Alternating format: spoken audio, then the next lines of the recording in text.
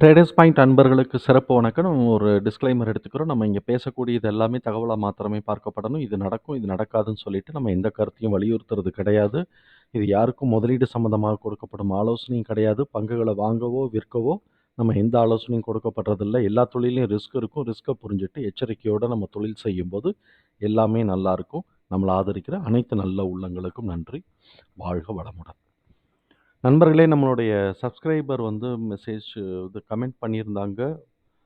Ward wizard innovation mobility பத்தி பேசலாம் அப்படின்னு சொல்லிட்டு. இந்த கம்பெனிய பத்தி நான் தெரிஞ்சுக்கிறதுக்காக நான் போனேன். இவங்க ஒரு வெஹிக்கிள் ப்ரொடியூஸ் பண்ணக்கூடிய கம்பெனி. பெரும்பாலும் இவங்களுடைய இந்த டேட்டா ரிப்போர்ட்லேருந்து ஆனுவல் ரிப்போர்ட்லேருந்து நான் பார்த்தது ரூரல் செக்மெண்ட்ல தான் அதிகமா இவங்க ஆரம்பிச்சுக்கிட்டே இருக்கிறாங்க அப்படின்னு புரிஞ்சது. இவங்களுடைய புரொடக்ஷன் கெப்பாசிட்டிங்கிறது 1.2 லேக் யூனிட்ஸ் பெர் ஆனம் அப்படிங்கிறது தான் நம்மளால இவங்க குடுத்துருக்கக்கூடிய டேட்டாலேருந்து இருக்கு. ஆட்டோமேஷன்லாம் பண்ணியிருக்கிறாங்க. அப்படி பண்ணி ஆப்பரேஷனுக்கு வந்தது அப்படின்னு சொன்னாக்க 2 லேக்ஸ் யூனிட்ஸ் ப்ரொடியூஸ் பண்ண முடியும் அப்படின்னு சொல்லியிருக்கிறாங்க.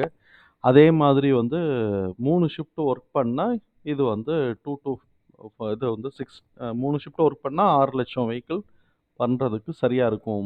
வாய்ப்பு இருக்கும் அப்படின்னு அவங்க சொல்லியிருக்கிறாங்க. இது போக இவங்களுக்கு 3 வீலர் வேற அண்டர் டெஸ்ட் இருக்கு. இவங்களுக்கு சொந்தமா ஆர்&டி இருக்கு. இந்தியால இருக்கக்கூடிய ஆர்&டி வெஹிக்கிள்ஸ் அண்ட் பேட்டரி பார்க்குது. சிங்கப்பூர்ல ஒரு ஆர்&டி வச்சிருந்திருக்கிறாங்க. அது வந்து இதுல இருக்கு. பேட்டரி மாத்திரம் பார்த்துட்டுருக்குறாங்க. இவங்களுடைய பிசினஸ் ஓட டிஸ்கஷன்ல இருந்து இவங்க என்ன பண்றாங்க அப்படிங்கிறது நம்மளால புரிஞ்சுக்க முடியுது. இவங்க வந்து இதுதான் வந்து ரூரலுக்குள்ள தான் அவங்க கொண்டு போறாங்க. பட் அவங்களுடைய மார்க்கெட்டிங் எப்படி அப்படிங்கிறத பத்தி ஒ ரொம்ப பெருசா பேசல. ஆனால் நம்ம இங்க வந்து எடுத்தோம். டேட்டா எடுத்துட்டோம். டேட்டா எடுத்தா இப்ப ஓலா தான் மார்க்கெட் லீடரா இருக்கிறான் வெஹிக்கிள்ல 2 வீலருக்கு. இது ஜனவரி டூ நவம்பர், டிசம்பர் 2023 ரிசல்ட். இப்ப இவனோட இந்த கம்பெனிய வந்து பார்த்தோம்னாக்க, வேர்ட் விசார்ட் இன்னோவேஷன் வந்து பார்த்தோம்னா 5,500 வெஹிக்கிள்ஸ் இருக்கு. சேல்ஸ் பண்ணியிருக்கிறாங்க இந்த காலகட்டங்கள்ல 11 மாச காலகட்டங்கள்ல. ஆனா, இது ஒரு 2 கம்பெனி இவங்கள காட்டிலும் கூட பண்ணியிருக்கிறாங்க. அது கீழ போட்டிருக்கிறாங்க. அப்படி நம்ம பார்த்தோம் அப்படின்னு சொன்னோம்னாக்க, கிட்டத்தட்ட இவங்க வந்து ஒரு 16வது பொசிஷன்ல இருப்பாங்க. இப்ப பிராண்டட் வெஹிக்கிள்ஸ் நல்லா டாமினன்ட் பண்ணக்கூடிய market leader and big fighters இவங்க எல்லாரும் வந்து பெரிய ரிசோர்ஸ்ஃபுல்லா இருக்கக்கூடிய அந்த பிளேயர்ஸ் எல்லாமே பார்த்தோம் அப்படின்னு சொன்னாக்க, ரூரல் செக்மெண்ட், அர்பன் செக்மெண்ட் எல்லாத்தையும் மெட்ரோ செக்மெண்ட் எல்லாத்தையும் சைமல்டேனியஸா அவங்க ஃபோக்கஸ் பண்ணி உள்ள கொண்டு வருவாங்க. ஏன்னா அவங்கள்ட்ட அந்த ரிசோர்ஸஸ் இருக்கு. இவங்க ரூரல் செக்மெண்ட்ல போய் தான் இவங்க விக்கணும். ரொம்ப சிரமம். கிட்டத்தட்ட நீங்க பார்த்தோம்னா, இப்போ ஒரு டிவிஎஸ் வந்து 1,50,000 வெஹிக்கிள் விக்கிற இடத்துல இவங்களால 5,000 வெஹிக்கிள் விக்கிறாங்க. அப்படின்னா என்ன ஆகுது? 5% கவர் பண்றாங்க. 5% மார்க்கெட்ட வந்து டிவிஎஸோட மார்க்கெட்ட இவங்க எடுத்திருக்கிறாங்க. இந்த டேட்டா நம்ம பார்க்கும்போது டிவிஎஸ் மாத்திரம் பார்த்துட்டு சும்மா இருப்பானா? டிவிஎஸ்ஸா இருக்கட்டும், பஜாஜா இருக்கட்டும், ஓலா விட்டுருங்க. ஏன்னா அவன் வெஹிக்கிள் காஸ்ட் எல்லாம் நம்ம போய் அது ஒரு கார் வாங்குற மாரி அவங்ககிட்ட போய் வாங்க முடியும். அது பெரிய பணக்காரங்க வாங்குவாங்க. ஹீரோ மோட்டார்ஸ் இருக்கட்டும், பஜாஜ் இருக்கட்டும். பஜாஜ்லாம் பாருங்க, இவன் 2வது வருஷம் தான் ஆகுது பஜாஜுக்கு. அவன் ஃபர்ஸ்ட் வருஷம் 30,000 வெஹிக்கிளோ என்னமோ குடுத்திருந்தான். அதுக்கு சம்மந்தமா ஒரு வீடியோ கூட போட்டிருக்கிறோம். பஜாஜ் ஆட்டோ. அதில வெஹிக்கிள்ஸ் அவங்க எப்படி பண்ணிக்கிட்டு இருக்கிறாங்கங்கிறத பத்தி ஒரு சின்ன டிஸ்கஷன் இருக்கும். ஸோ, இப்ப 2வது வருஷம்லாம் பார்த்தீங்கன்னா, 60,000 வெஹிக்கிள கடந்துட்டான். இப்ப இவன் இன்கிரீஸ் ஆயிட்டே இருக்கு. இவைங்க வந்து என்ன நடந்திருக்கு அப்படிங்கிறத நம்ம வந்து இவனோட டேட்டால இருந்து பார்க்கலாமா? Annual report. இவனோட ஆனுவல் ரிப்போர்ட் வந்து பார்த்தோம் அப்படின்னு சொன்னா, 2023ல தான சேல்ஸ் ரிப்போர்ட் இருக்காது. அதுதான் பெரிய பிரச்சனை. அம் சேல்ஸ் ரிப்போர்ட் இருக்காது.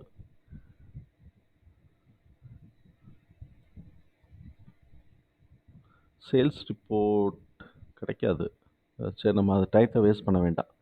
இப்ப இவன் வந்து இன்கிரீஸ் ஆயிருக்கு அப்படிங்கிறத நம்ம புரிஞ்சுக்க முடியுது. சரி, இவனோட ஃபினான்ஷியல பார்த்தோம் அப்படின்னு சொன்னோம்னாக்க, புக் வேல்யூ ரூ. 3.50 இருக்கு.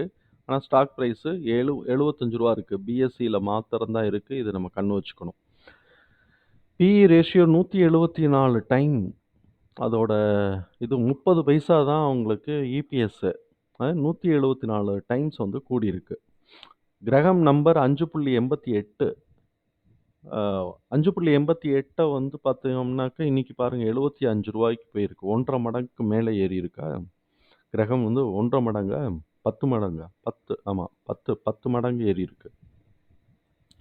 12 இப்ப கையில கரண்ட் பிரைஸுக்கு 12 இதுக்கு வந்து 14 ஹை பிரைஸ் 86லேருந்து கீழ இறங்கியிருக்கிறான். 14 இன்ட்ரின்சிக் வேல்யூ வந்து 13 அது வந்து பார்த்தோம்னாக்க 6, 7ல இருக்கு. ஸோ, இப்ப இதெல்லாம் 1 தாண்டி போனாலே நம்ம ரொம்ப யோசிக்கணும்.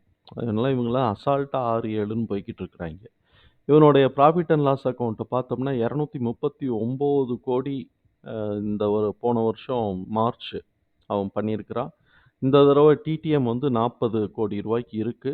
8% ஆப்பரேட்டிங் ப்ராஃபிட் எடுக்குறாங்க. ரூ. 9,00,00,000 எடுக்குறாங்க. இப்ப இதுல வந்து கிட்டத்தட்ட பாதி தான் எடுக்குறாங்க. அப்ப 4% தான் நெட் ப்ராஃபிட் கிடைக்குது. 36 இருக்கு புக் வேல்யூ. எந்த டயத்துல இவன் சேல்ஸ் இன்கிரீஸ் ஆயிருக்குன்னு பாருங்க. இவன் சேல்ஸ் இன்கிரீஸ் ஆன இடம் வந்து 22, 23 தான். சரி இந்த குவார்ட்டர்ல என்ன பண்ணியிருக்கிறான்? 240 வரணும்ல. இதுல நம்ம பார்த்தோம் அப்படின்னு சொன்னாக்க, சேல்ஸ் இன்கிரீஸ் ஆன ரேஷியோக்கு எக்ஸ்பென்ஸ் ரேஷியோ நம்ம போட்டு பார்த்தோம்னா, டேலி ஆகாது. அவன் வந்து 10, 14 இதெல்லாம் கூட இருக்கிற மாரி இருக்கும். ஏன்னா நம்பர் ஆஃப் யூனிட்ஸ் குறைஞ்சிருச்சுன்னு வச்சுக்கோமே, சேல் யூனிட்டு. அப்ப நெட் ப்ராஃபிட், ஆப்பரேட்டிங் ப்ராஃபிட் குறைஞ்சிரும். அ அ நம்பர் ஆஃப் ஆனா சேல்ஸ் வேல்யூ ரெவென்யூ கூட இருக்கும். அது பிரைஸ ஏத்தியிருந்தாங்க. ஒரு ரூ. 1000 பிரைஸ் ஏத்தியிருந்து 5000 வெஹிக்கிள் போட்டாங்கன்னா, ரூ. 5000 கூட காட்டும். ஆனா பார்த்தோம் அப்படின்னு சொன்னாக்க, அது வந்து ட்ரூ பிசினஸ் எக்ஸ்பான்ஷன் கிடையாது. அது ரெவென்யூ எக்ஸ்பான்ஷன் தான் நம்ம பண்ண முடியுமே தவிர்த்து, ட்ரூ பிசினஸ் இன்கிரிமெண்டல்குள்ள கொண்டு வர முடியாது. இப்ப இவனோட ஆனா நமக்கு அந்த டேட்டா கிடைக்காது. நமக்கு இப்ப பார்த்தோம் அப்படின்னு சொன்னோம்னாக்க, இவன் வந்து 106, 151 அப்புறம் 188 188 வந்து 3 குவார்ட்டர்ல கவர் பண்ணியிருக்கிறான். இன்னும் கவர் பண்ண வேண்டியது 60. அ டிடிஎம் வர்றதுக்கே 60. போன சேல்ஸ் வர்றதுக்கே கிட்டத்தட்ட இன்னும் ரூ. 50,00,00,000 கவர் பண்ணணும். ஸோ, இப்ப இவன் ரூ. 50,00,00,000 எப்ப எடுத்திருக்கிறான்? அப்டின்னா, மார்ச் மாசத்துக்கு 50,00,00,000 போன வருஷம் எடுத்திருக்கிறான். அதுக்கு முந்தின வருஷம் மார்ச் மாசம் ரூ. 81,00,00,000 எடுத்திருக்கிறான். இது இந்த கொரோனா காலகட்டங்கள்ல மிச்ச பிராண்டட்லாம் ஈவி வெஹிக்கிள்குள்ள பெருசா உள்ள வராத காலம். அந்த டயத்துல எடுத்திருக்கிறான். ஸோ, இப்ப 81 அதுக்கு அடுத்த மார்ச்ல வந்து பார்த்தோம் அப்படின்னு சொன்னா 50,00,00,000 குறைஞ்சு போச்சு. 30,00,00,000 30,00,00,000 குறைஞ்சு போச்சு. அப்ப இந்த தடவ மார்ச்ல எவ்வளவு குறையும்? இந்த இதுதான் பிக் பிளேயர்ஸ் வந்து சும்மா இருக்க மாட்டாங்கிறதுக்கு தான் நான் சொல்ல வரேன். அப்ப இன்னும் ரூ. 50,00,00,000 சேல்ஸ் கொண்டு வருவானா? கொண்டு வரல அப்படின்னு சொன்னா மார்க்கெட் இவனோட ஷேர் பிரைஸ் வந்து கீழ இறங்கிரும். அதனால தான் நான் சொல்றது இந்த மாதிரியான பிளேயர்ஸ் எல்லாம் வந்து ஒரு ஷார்ட் டெர்ம்ல ஏறுதா, போட்டோமா, எடுத்தோமா, ப்ராஃபிட் புக் பண்ணோமான்னு இருக்கணும். அ நம்ம மாரி ஆளுங்கலாம் இத கான்சன்ட்ரேட்டே பண்ணாதீங்கன்னு சொல்லுவோம். கேஷ் ஃப்ளோ வந்து மைனஸ்ல தான் போய்க்கிட்டு இருக்கு. இன்வெஸ்டர்ஸ் எஃப் எ இவங்கலாம் யாருமே பண்ணல. எஃப்ஐஎஸ்லாம் யாரும் உள்ள வரல. அனாலிசிஸ்லாம் குடுத்துருக்குறாங்க. அ அதில ரொம்ப பியூட்டி பார்த்தோம் அப்படின்னு சொன்னாக்க, புரமோட்டர்ஸே வந்து கிட்டத்தட்ட 2% ஷேர வித்துட்டு வெளியில போயிட்டாங்க. இந்த குவார்ட்டர்ல. இனிமே இறங்கி போகுதுன்னு சொல்லிட்டு. கடன் ஜாஸ்தியா இருக்கு. அவங்களுக்கு கடன் ஜாஸ்தியா இருக்கு. இத காட்டிலும் அதாவது ஈக்விட்டி வேல்யூவ காட்டிலும் கிட்டத்தட்ட 2 மடங்கு அவங்களுக்கு கூட இருக்கு. 2 மடங்கு.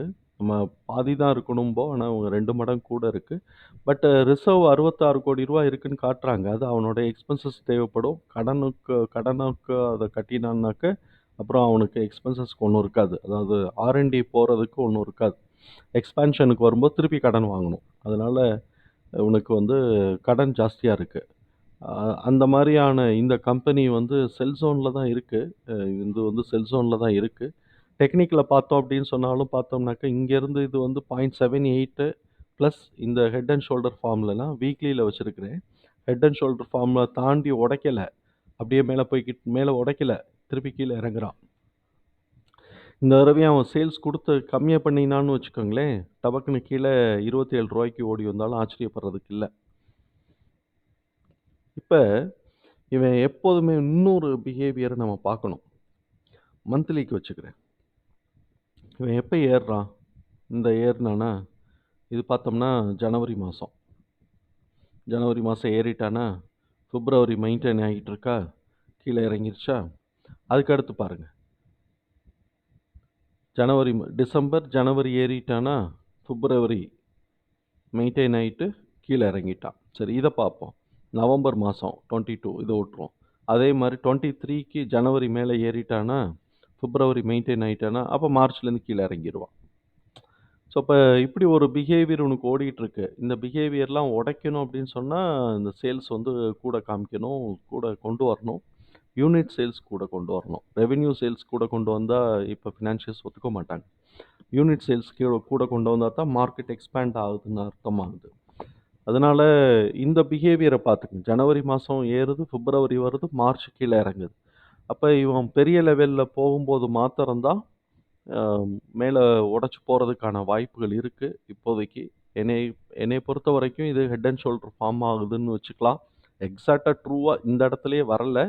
பட் நீங்க பேட்டர்ன் 76 78 உடைக்கலைன்னாலே அது ஹெட் அண்ட் ஷோல்டர் தான். அதோட மார்க்கெட் டவுன் ட்ரெண்டுக்கு வர்றதுக்கான வாய்ப்புகள் ஜாஸ்தியா இருக்கு அப்படின்னு நம்ம எதிர்பார்க்கலாம். இதெல்லாம் மேல காட்டிக்கிட்டு இருக்கும். பட் அதுக்கான வாய்ப்பு கம்மியா இருக்கும். 2 கேண்டில் கீழ இறங்குச்சுன்னா எல்லாம் டவுன் மண்டைய திருப்பிரும். இப்ப அப்படி கீழ இறங்குச்சு அப்படின்னு சொன்னா ரூ. 27க்கு வர்றது கூட வாய்ப்பு இருக்கு. ஏன்னா ஆல்ரெடி ரூ. 38க்கு வந்திருக்கிறான். அதனால ரூ. 27க்கு வர்றதுக்கு வாய்ப்பு இருக்கு. மேல உடைச்சு போக்கூடாதுங்கிறதுக்கு எந்த சட்டமும் கிடையாது. ஆ ஏன்னா நத்திங் ஹை, நத்திங் லோ. அதுதான் மார்க்கெட்ல. நம்ம இப்படித்தான் இருக்கணும். இதுல இவ்வளோ வந்துருச்சே, இதுக்கு மேல ஏறுமா அப்படின்லாம் நம்ம யோசிக்க வேண்டியதில்ல. மெட்ரிக் சிஸ்டம் ஃபாலோ பண்றது ஒரு மெஷர்மென்ட். நம்மளோட கன்விக்ஷனுக்காக தான். மத்தபடி அது பாட்டு ஏறணும். யார வேணாலும் ஏத்தலாம். பட் நான் ஃபீல் பண்றது என்ன அப்படின்னு சொன்னாக்க, இங்க வந்து ஏன் என்எஸ்சில இவங்க பண்ணல? பிஎஸ்சில மாத்திரம் தான் பண்ணியிருக்கிறாங்க. என்எஸ்சில பண்ணல. அதனால அ சில நீங்க சில அப்சர்வேஷன்லாம் பாருங்களேன். இந்த இதுல வந்து இப்ப இந்த பென்னி ஸ்டாக் நெறைய வந்து பிஎஸ்சில இருக்கும். சர்ருன்னு ஏறுவாங்க, சர்ருன்னு இறங்கும். அப்ப யார் வாங்குறாங்க? ரீட்டெயில் பிளேயர்ஸ் தான் ஏத்துற மாரி ஏத்திட்டு, வித்துட்டு அவன் வெளியில வந்துருவான். அந்த ஒரு எஃப்ஏஎஸ் உள்ள வந்தாங்கன்னா, ஒரு 2, 3 வருஷத்துக்கு அவங்க ஹோல்ட் பண்ணுவாங்கன்னு நம்ம எதிர்பார்க்கலாம். பட் இது அவ்வளோ தூரம் எஃப்ஏஎஸ் இல்ல, மியூச்சுவல் ஃபண்ட்ஸ் இல்ல. எந்த இன்ஸ்டிடியூஷனல் பிளேயர்ஸுமே இதில ஃபோக்கஸ் பண்ணல.